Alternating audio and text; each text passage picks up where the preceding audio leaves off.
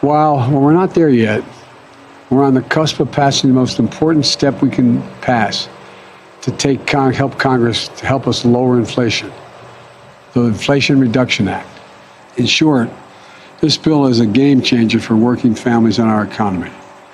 I look forward to the Senate taking up this legislation and passing it as soon as possible.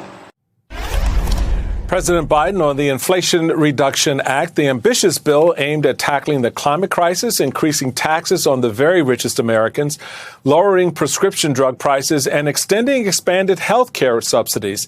The Senate is expected to pass the bill tomorrow. It is the cherry on the top of a banner week for the president, with a strong jobs report released today, a top al-Qaeda leader killed, and abortion restrictions defeated in Kansas earlier this week, all helping to bolster optimism among Democrats about the upcoming midterms less than 3 months away. So let's get into it. Joining us now, Reverend Al Sharpton, host of MSNBC's Political Nation and president of the National Action Network, and David Plouffe, former Obama campaign manager, now an MSNBC political analyst. So, David, let's begin this. This has been a hell of a week for victories, and the president, I'm sure, and Democrats are feeling pretty good, right? But a lot, as you know, in this crazy game of politics can happen between now and November.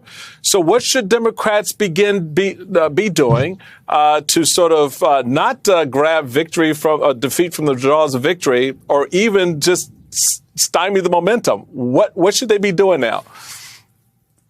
Well, it adds more weaponry to their arsenal, Michael. So I think every Democratic incumbent now has more positive storytelling to do about reducing prescription drug costs, expanding healthcare subsidies, making our tax code more fair. Now, you've got to tell people what's in the bill over and over again, and spend money to do that. It's not just going to happen through the press coverage. And then obviously every Republican incumbent who opposed that, Democrats, whether, challengers, can attack them. And I think what Kansas showed is, now that was an election about abortion. That's all it was about. But to the extent some of these major governor's races, major Senate races, even some of these major House races, that can become as much the reality as not, you might see similar dynamics. So, it was a great week for the country, most importantly, but I think also for the president. And I think it gives Democrats more ammunition. And listen, we are getting very, very close to ballots going out. We're within a couple of months of people beginning to vote with some ferocity. So I think that the challenge now is you've only got basically 8 weeks to do the storytelling out of this legislation. But I think every Democratic incumbent and Democratic challenger, job one is to discredit your opponent. It's still a tough political environment for Democrats. So you've got to disqualify your Republican opponent. And I think Republican incumbents are now going to have to bear the burden for defending why they voted against these popular measures. But I think if you are a Democratic incumbent, you do have more positive storytelling. And clearly on climate, that's a way to engage voters across the spectrum, particularly young voters. Reverend Al, David makes a very interesting point about those ballots that will be going out in a couple of months for the general election, and how Democrats have an opportunity to really kind of set the tone now to help them with those ballots. And maybe this goes towards that. According to a new poll, 43% of Americans say they're satisfied with Biden's job performance. So do you think this bump in his numbers reflect the actual support he has out there with voters, or at least beginning to build with voters? I think that he's definitely beginning to build, but I think that the building must continue, because you never know from one day to the next what will happen in the political winds turn, and you're certainly going to have major assault from your opponents. I really think that a lot of it, though, is that they have now a text to speak from, but they need to be able to give it in a way that people understand what it means to them at home. So when we say inflation reduction, we've got to break that down in terms of how it deals with healthcare costs, how we deal with the climate energy and where that impacts you and where it impacts you and where you live. When you talk about a founding member of al-Qaeda killed, well, what does that mean to me? And I think that we could have all of these headlines we want. We've got to bring it home to where people understand that it actually changes or helps their lives, and that they've got to vote in order to protect it. People vote their own interests. They're not academicians sitting around reading policy statements. So, David, picking up on the Rev's point about how people are responding out there, I want to get your reaction to this new reporting from NBC News. President Joe Biden's donors are just a little bit antsy, worried about his reelection chances, annoyed that they have little access to him, and in some cases, prepared to walk away from him in 2024. Many contributors and big money bundlers would prefer a different nominee in 2024, but are sticking with Biden primarily because they believe he is the party's strongest contender against Trump. So, David, A, do you believe that? And Democrats, are going to be sticking with him because they're, so afraid of Trump's resurgence. And B, where do they go if they don't stick with him? Well, Michael, we have one election in front of us, which is not the 2024 presidential election. It may be the most important midterm election in the country's history.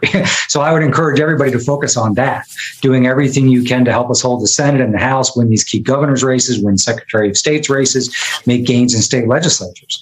So there'll be plenty of time for navel gazing and bedwetting and all the other things after November.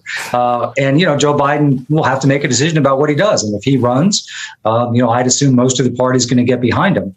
But I think right now, we don't have any margin for error. So whether you're a big donor or an activist, nobody has any time to waste thinking about 2024. Will Biden run? What's the field going to look like? Will Trump run? What's the Electoral College look like? We'll be there before we know it. But we got to focus on the battle in front of us. And so, listen, I spent a lot of time in the Democratic Party, as is Reverend Sharpton. These kind of stories pop out all the time. But I don't think that they are representative of where most people are. I think most people are focused on the midterm elections, understanding that if we lose those, democracy's hanging by a thread. So, Reverend, the president was able to get both Senators Sinema and Manchin on board for his ambitious Inflation Reduction Act. Getting those two senators was a big get, obviously. They've been responsible for killing previous parts of his agenda. So how long does this unity last? Can it hold into the fall? Well, we do not know how long it will last, but I think we're glad it lasted because of the importance of this bill. We're glad it lasted right now. I think it was a very, very big victory for the president and for Chuck Schumer. I remember when we were really frustrated with Senator Manchin and Sinema dealing with the John Lewis voting bill and then again the George Floyd bill. Schumer never gave up on Manchin, even when we had some very heated meetings with him. And I give Schumer credit that on this particular case, Manchin and Sinema came through. That does not mean that they have bought the whole house. They are renting a room for right now. So we'll see where it goes. I also think, though, that there's this bogus argument about 24. If the president is doing a good job, of course the president ought to be the one to run. If he decides not to run, it ought to be his decision. And I think that we should not let them drag us into that. And this bogus argument over age, I wish someone would remind people, Donald Trump is only 3 years younger than Joe Biden.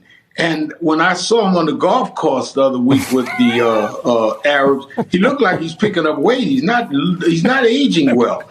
He needs to push back from the fast food a little bit if they're going to use the age issue. Joe Biden looks trim and fit. You need to be careful, Mr. Trump. You lose, you're building up a little.